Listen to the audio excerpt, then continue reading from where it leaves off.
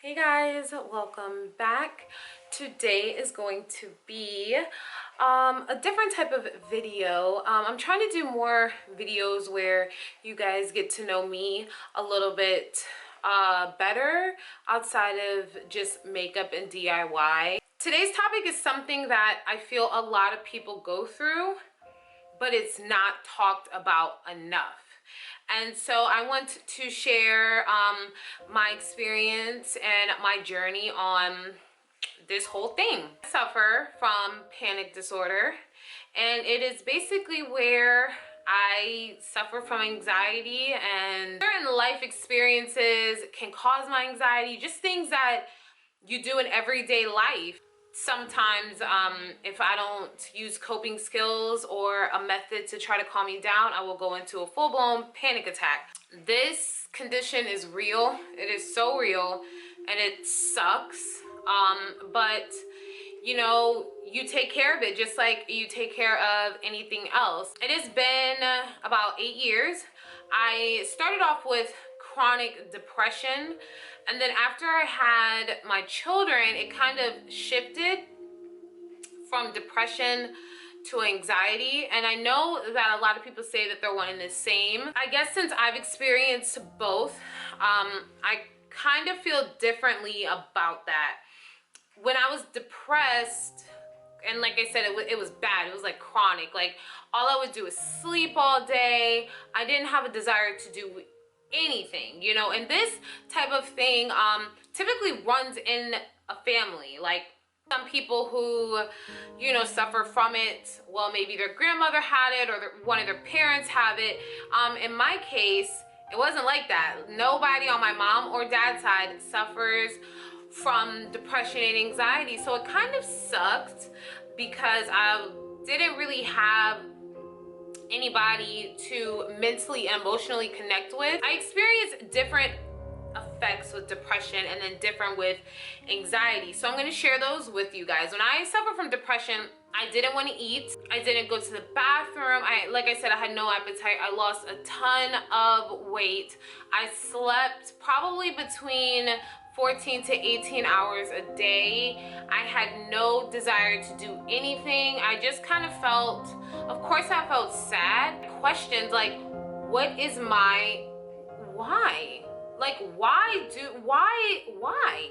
What did I do to deserve this, you know? And I did have those pity parties and stuff like that. But like I said, after I had my children, it kind of shifted. So now I suffer from panic disorder. It's been about 3 years now of panic disorder. And you know, it's like throughout this whole thing, I try to stay positive. So I appreciate panic disorder a little bit more. I know this sounds so crazy, but if I had to pick between the depression and then the anxiety, I would have to say I am more grateful that it shifted, because even though I have panic disorder, I know what I can do and what I can't. I can't be in like large crowds. That kind of tends to flare up my anxiety. There's just certain things I know that will trigger it. So there's things that I know I should avoid, so I don't have the anxiety. I wanted to share like some of my coping skills with you guys. First things first, you want to wake up and speak things, positive things into existence. Okay, I woke up last night, I had anxiety last night. I don't want to have it again today. I know that goes through all of our minds. And I say to myself, sometimes I'll say it like vocally, like today will be. Today I am going to film. Today I'm gonna run. Today I'm gonna exercise. Whatever it is that you do, just make sure you speak into existence that your day is going to be good. Trigger your mind, because your mind is so powerful. If you say, I can't, I won't, I don't want to, you're just gonna believe or make yourself believe that you can't do it. This might sound really crazy, but today I said to myself, today's gonna be a good eyebrow day for me. I know it sounds super crazy, but the reason why I say today is gonna be a good eyebrow day for me is because to me, if my brows are good, then in my mind, I feel like it's gonna be a really good day. I went downstairs and I started doing my eyebrows. You guys, they were not coming out the way I wanted them to. I was getting frustrated. It's not a failure what I did. It's just a stepping stone. So anything that you go through, if you feel like you're failing, you're not failing. It's just a stepping stone to get in the right direction. You have to mess up in order to grow and get better. And once you realize that, your whole mind frame and your way of thinking is gonna change. And that's what I've recently been doing. Sorry, my lighting is like kind of janky, so forgive me. I thought this was gonna be a good lighting day. It's okay though. I have an app that I use. It is called Pacifica. I'm gonna show you what it looks like. It is an app strictly for people with mental disorders like anxiety, depression, whether it's bipolar, whatever you go through, this app is so good for that. So this is what it looks like.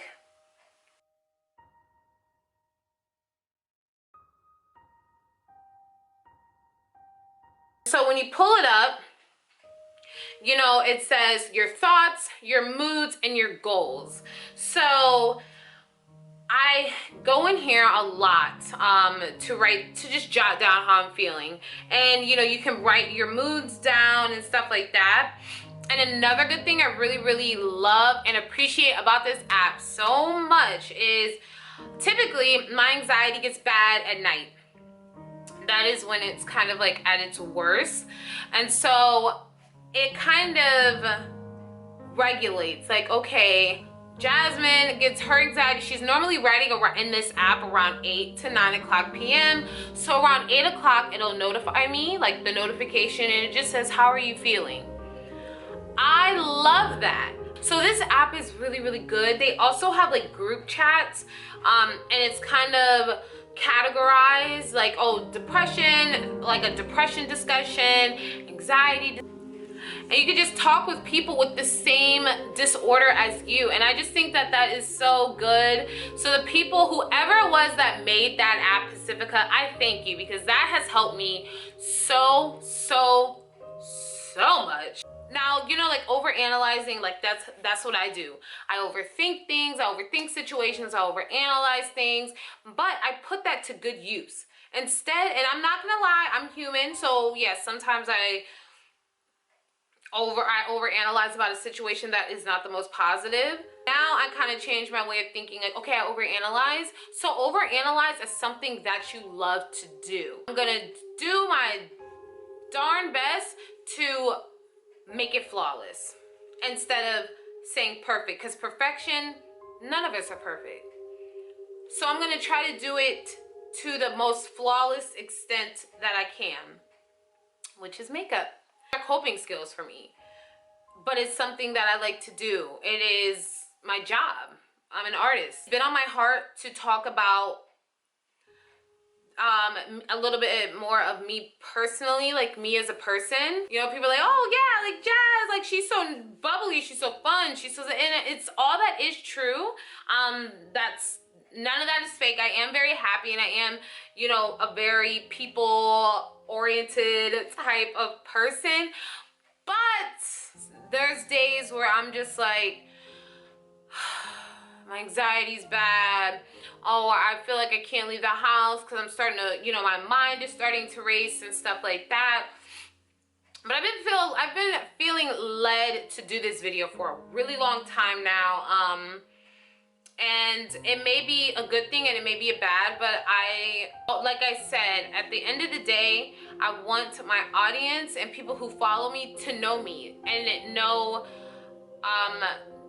me for my personality, as well as like my makeup and my hobbies and my DIY and stuff like that.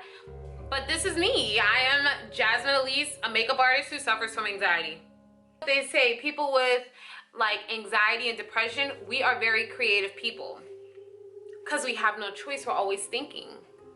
So put that over analyzing instead of something negative.